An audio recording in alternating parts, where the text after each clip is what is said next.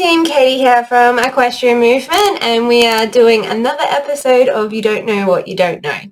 So today we're going to be talking about upregulating and downregulating our horse's nervous system so that we can better manage our horse's spooky and reactive behavior, or maybe your horse goes into more of a pushy mode, dropping the shoulder, running over the top of you, or you might even have a horse that, their escalation is into more of a fight mode. So today we're going to be talking about how we can keep our horses in a state of relaxation when we're bringing them into work. Super challenging. So if you find this training confusing or overwhelming, take a breath. You're learning. This is heavy, dense stuff. You don't necessarily need to understand it to be successful with your horse, but it's just for your awareness of how you're going to work with your horse. So when we're looking at our horse's nervous system and our nervous system, we can talk about going into fight, flight, or freeze, or rest and digest. So if we're going into fight, flight, or freeze, the horse's nervous system is upregulated, it's close to threshold, or it's over threshold. When we start seeing those big behaviors, especially when they get into full flight mode and they're completely blind, running, they don't care what they run into, they run through fence lines, they run into trees, they've gone into blind flight. We really want to be keeping our horse away from that response, because that's when things get super dangerous for not only us, but also the horse, and then also the people around us. So what we're talking about there is the nervous system being upregulated because the horse is feeling threatened and they've gone into survival mode. They're not thinking anymore. They're just doing what they feel like they should do to stay safe. And for horses, that's typically to just run as fast as they can. So when we're looking at downregulating the nervous system, we're bringing the horse into relaxation, we're bringing them into rest and digest. So we can see those relaxation cues that we've got videos on where they start to do the licking and the chewing. It's where we teach our horses to lick instead of bite, so they get like that suckling effect on our hands. When we're trying to get our horses to let go of the tension and get themselves into that felt sense of safety, feeling like they are safe to relax around us, and that we're going to protect them from threats. So not just that we aren't the threat, but we're going to keep them safe from other threats. What we're going to do though is we're going to bring them into work, and we want a positive work ethic. We want effort from our horse. How do we bring their energy back up into work, into some kind of effort, energy output from this place of relaxation? So, if we look at our traditional tools of upregulating the horse's nervous system, it's a lot of using the fight, flight, or freeze responses to upregulate the nervous system. So we can see, using the flags, the whips, the tools for pain to get them to bring their energy up into more of that fight, like it's bringing them closer up into that fight, flight, or freeze. But we have another option. We can bring their energy up through social engagement. And so what that looks like is our connection-based training. So how can you make this fun for your horse? How can you make effort and expending effort and energy and learning fun for your horse? And so typically we go towards our games. We refer to doing the games with our horses. So one of the things that I found really successful with working with our horses, especially the mature horses that have been broken in, they've been ridden for a while, and they're just kind of sour on people and sour on life and their experiences, is that if instead of going in there with our whack, whack, whack, whack, our horse often becomes just like another chore on the to-do list. We go out to them with time stress, time pressure, or we're going out to them because it's like how we want to relax, and then they're just not cooperating with us. So we're going to look at ways of how to upregulate their energy, bring them out of that space of relaxation, but how are we going to do it without creating stress, without creating tension, without, upregulating their nervous system through threats, through fear of survival? How can we bring them up into a positive work ethic, but keep that relaxation? And we do it with the social engagement.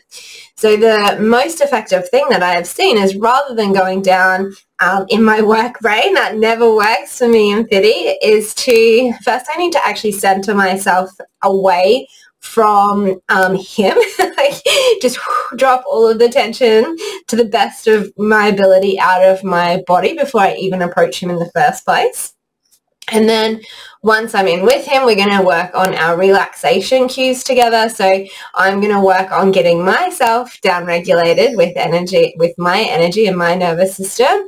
I want to, feel myself get into that rest and digest with him. And the best way to see if it's working is that our horse also goes into relaxation as well. And so they start giving us relaxation cues. And then I'm going to bring his energy up with games. So one of his favorite games is to play with the ball.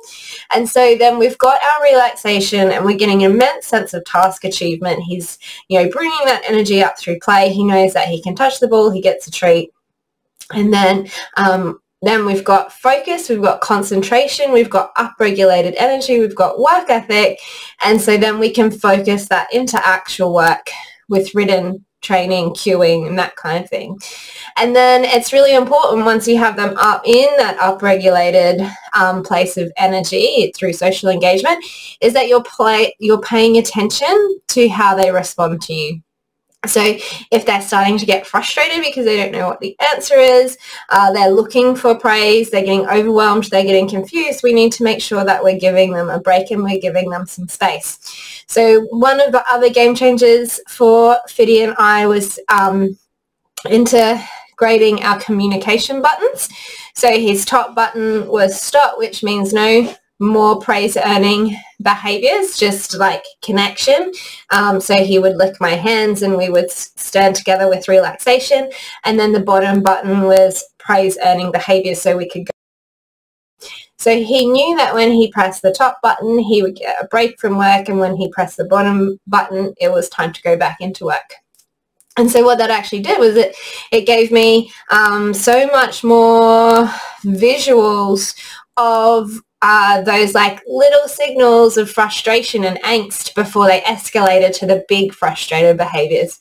So I was able to start picking up on his just like little body languages that were suggesting that he was starting to get frustrated, so I could have a break sooner, so that we didn't have to get all the way up into, the bigger behaviors and trying to find a positive note to finish on, so that, he's not being rewarded or reinforced for a behavior that is unsafe or dangerous. So that's what we're really trying to do, right, is we're trying to keep the nervous system down regulated. We're trying to keep them away from those bigger stress behaviors so that we can finish on a positive note, feeling like we could have done more, and therefore we're reinforcing, them to choose relaxation and them to choose social engagement as what is going to motivate them to work with us and give us positive work ethic.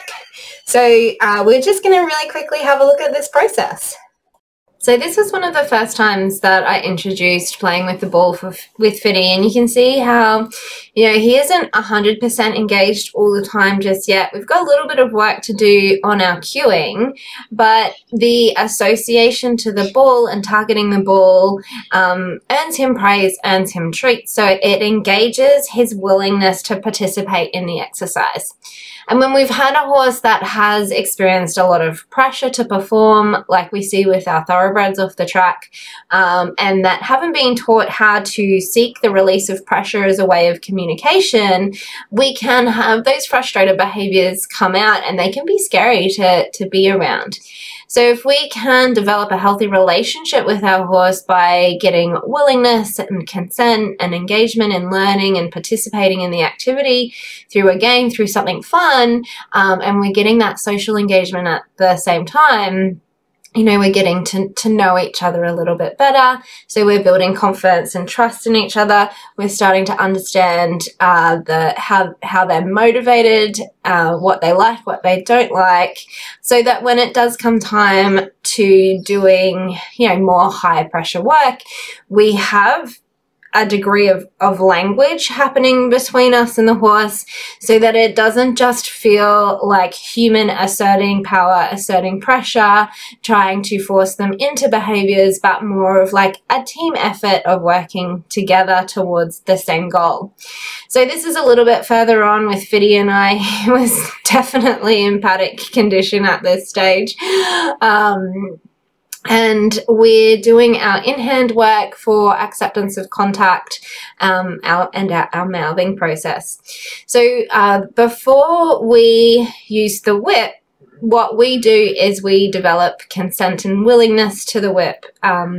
So what I like to do is reshape our horse's relationship to our pressure cues through positive reinforcement, through praise. And so we build in a consent to use these tools of power, so that the horse is not seeing it as punishment or pain or, you know, any kind of force on them, but actually as a tool that we're going to use for communication. And you can see that he's giving us some nice connection cues there with licking me, and some nice relaxation cues with the licking and the chewing and the yawning. We have a little bit, there's quite a decent pause when it comes to Fiddy between the ask and the yes. So it's a lot of patience while we're reshaping his relationship with firstly the human, and then secondly to the tools that we're going to use with him. So the whip is a word, the word is away from. We're going to use the whip as you know, the word away from for developing forward with our in-hand work.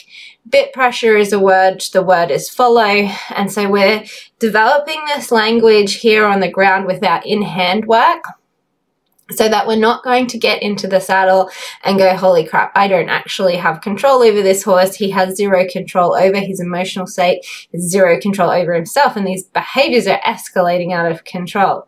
So we're going to develop that positive association and relationship and that cueing on the ground first, and then we're going to transfer it into the saddle.